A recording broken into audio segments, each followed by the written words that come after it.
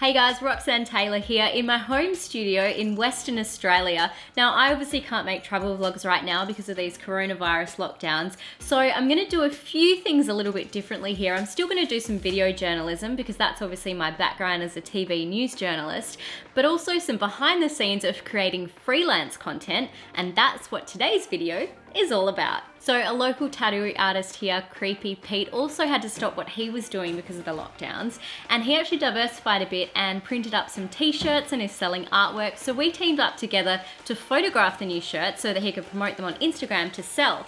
And spoiler alert, he sold them all within a week. So that goes to show that photos really do work to get your product out there. So we jumped in the car to find some abandoned locations that we could safely shoot during these weird times of social isolation. And we had to do the modeling ourselves because here in WA, you're only allowed to go out maximum of 2 people together at a time. So we did the best that we could. So this video is to show you how you can do your own photos, your own modeling, if you've got a little side hustle that you're also trying to get off the ground during this time. Let's go. Just heading to look for a good location to do these photo shoots.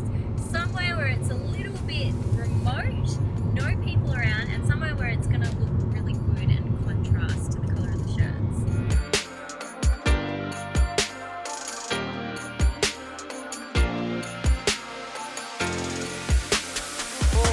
So we've just pulled up and found this abandoned kind of train carriage area. So it might look kind of cool, kind of edgy. See what we can come up with. Yeah, maybe shooting down this way. So you got to like the depth. Might look cool. Try and get a bit low. Yeah, this is a good angle down here. Now, I loved this angle and location. The colors were so amazing and created a beautiful contrast behind the green of the shirt while still having the same tones in the train and the road, keeping it all cohesive. Now, getting really low in your photos always makes it look interesting because it's not where the eye naturally sees. So if you can, get as low as possible, even if you have to lay down on the road. Trust me, you will be very happy with the result. We might get done for trespassing here.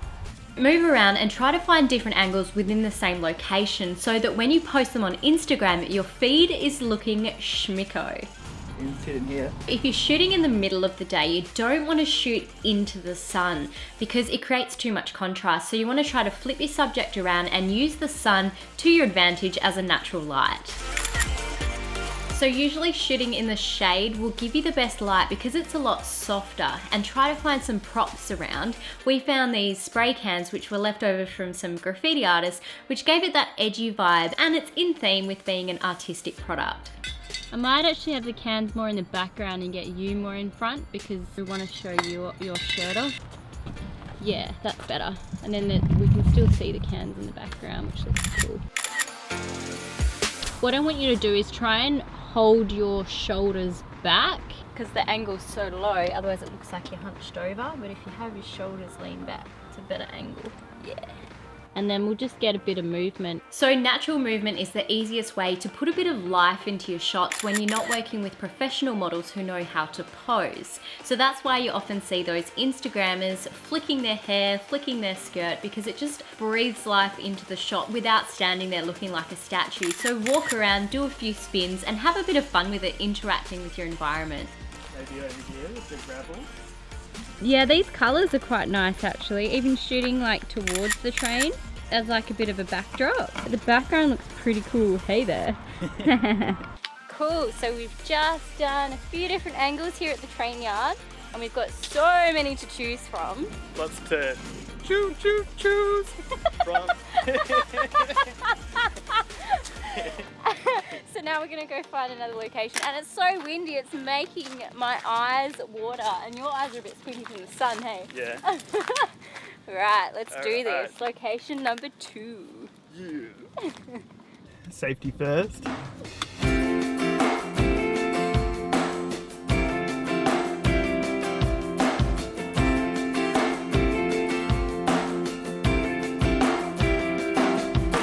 The groin. Take some photos of your groin, I mean in the groin. On the groin. At the groin. This place is called The Groin. Yes, that is the name. And we are gonna try and get some ocean shots. The light is really harsh at the moment, so I'm not quite sure if it's definitely gonna work out, but I'm gonna put on some bathers and have this top kind of hanging over the top, and we'll see if it works out. Fingers crossed.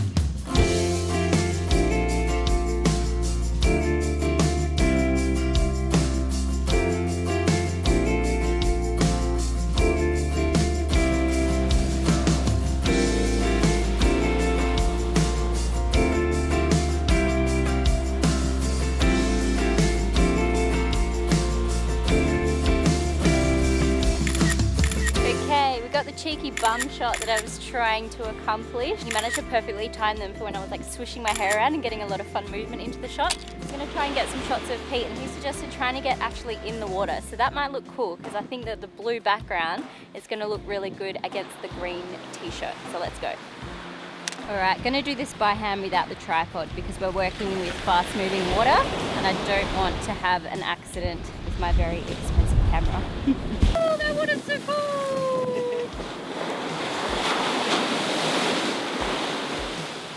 The light looks better from this way. Way better.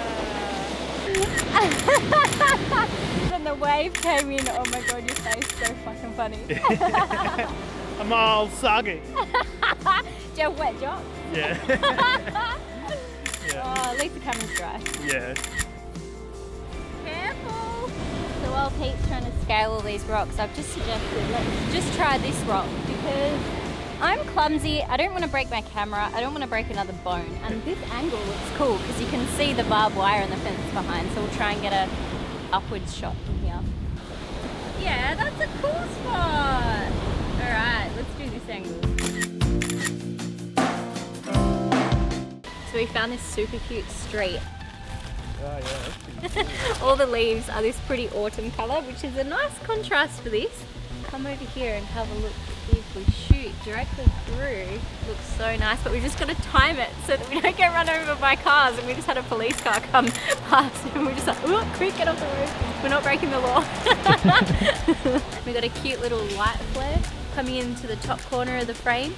So just like the sun's just peeking through the leaves there, it looks so pretty.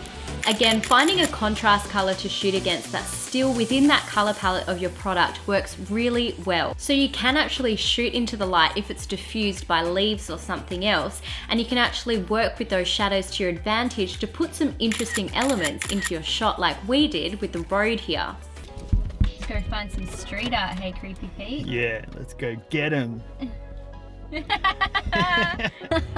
Bunbury is known for its street art, so we're gonna go and find a cool alleyway to get some cool street vibe photos now. Let's go.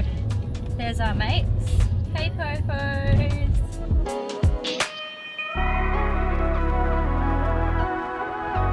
Pretty cool alleyway, huh?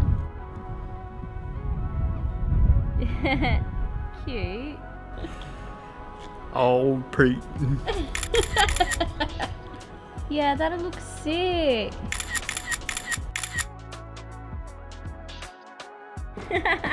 Yeah, good job. Woo.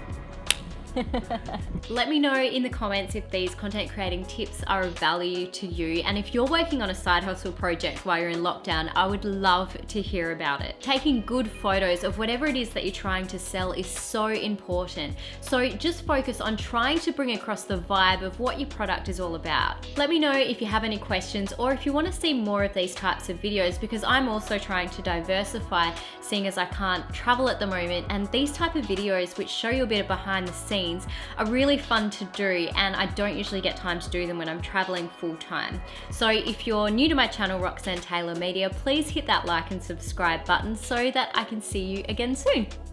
Happy photo taking. That was so lame.